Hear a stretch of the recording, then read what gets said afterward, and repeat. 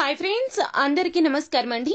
July మాసంలో 11వ తేదీ గురువారం తిథి నాడు తులారాశి జాతకుల యొక్క గోచార ఫలితాలు ఎలా ఉండబోతున్నాయో ఇప్పుడు మనం ఈ వీడియోలో తెలుసుకుందాము. ఈ రాశి జాతకులు ఈ రోజున ఊహించని విధంగా మీ కళ్ల ముందు ఈ ఘోరం జరగబోతుంది. తస్మాత్ జాగ్రత్త. మీ కుటుంబంలో వీరికి ఈ రోజున అప్రమత్తంగా ఉండాలని చెప్పడం జరుగుతుంది. వారిని మీరే రక్షించుకోవాలి, లేదంటే మీ కళ్ల ముందు ఈ రోజున ఘోరం జరిగిపోతుంది. మీరు తప్పక జాగ్రత్త పడండి. ఈ యొక్క పరిస్థితుల నుంచి బయటపడేయాలంటే భగవంతుని అనుగ్రహం తప్పక కావాలి. ఈ దేవత ఆరాధన, ఈ పరిహారాలు ఈ రోజున తప్పక పాటించాల్సిందే అంటున్నారు పండితులు. అయితే అసలు తులారాశి వారి జాతకులు ఈ రోజున మీకు ఎటువంటి ఫలితాలు కలగబోతున్నాయో తదితర పూర్తి వివరాలు అన్ని కూడా మనం ఈ వీడియోలో సంపూర్ణంగా సవివరంగా తెలుసుకునే ప్రయత్నం చేద్దాము.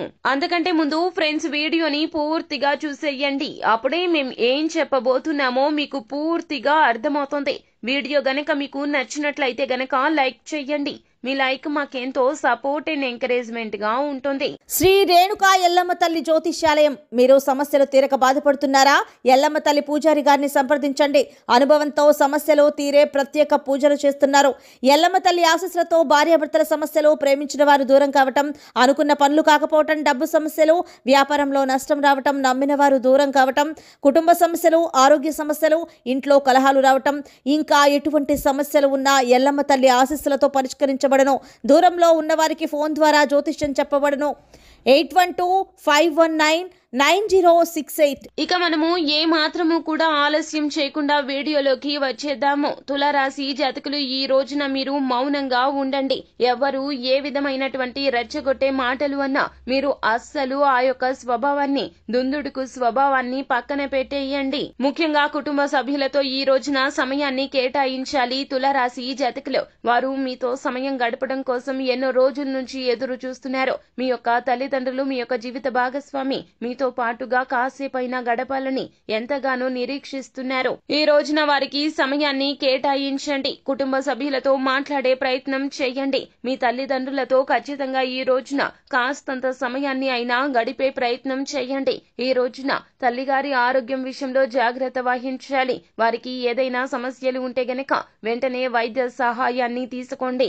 ఏ మాత్రము కూడా తల్లిగారి ఆరోగ్యం పట్ల నిర్లక్ష్యం తగదు. చిన్న సమస్యగానే కనిపిస్తుంది, కానీ వారిని చాలా వరకు కూడా ఆరోగ్యపరంగా క్షీణింపచేస్తుంది. కావున ఈ రోజున మీ అమ్మగారి యొక్క ఆరోగ్యం ఎలా ఉందో అడిగి తెలుసుకోండి. ఏదైనా ఇబ్బందులు ఉంటే గనక వెంటనే వైద్యుణ్ణి సంప్రదించండి. లేకపోతే గనక చాలా వరకు కూడా ఇబ్బందులు ఎదుర్కోవాల్సి వస్తుంది. వారి యొక్క ఆరోగ్య స్థితి బాగా క్షీణించే అవకాశం కనిపిస్తుంది. కావున తస్మాత్ జాగ్రత్త.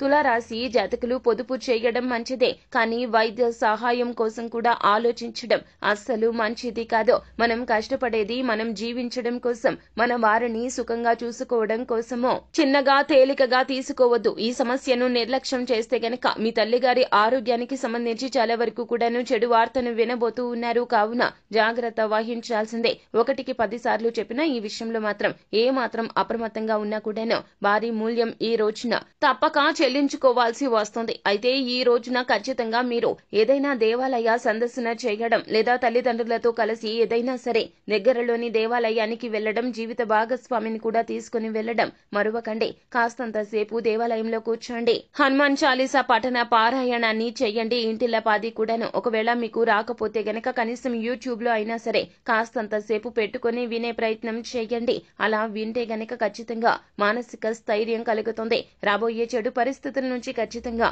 ఆంజనేయ స్వామి రక్ష మీకో. అంతా మంచి జరుగుతుంది. శుభం భూయాత్. సో ఫ్రెండ్స్, చూసారు కదా, ఈ వీడియో గనక మీకు నచ్చినట్లయితే గనక లైక్ చేయండి. మరిన్ని వీడియోస్ కోసం మా ఛానల్ ని సబ్స్క్రైబ్ చేసుకుని ఫాలో అవ్వండి.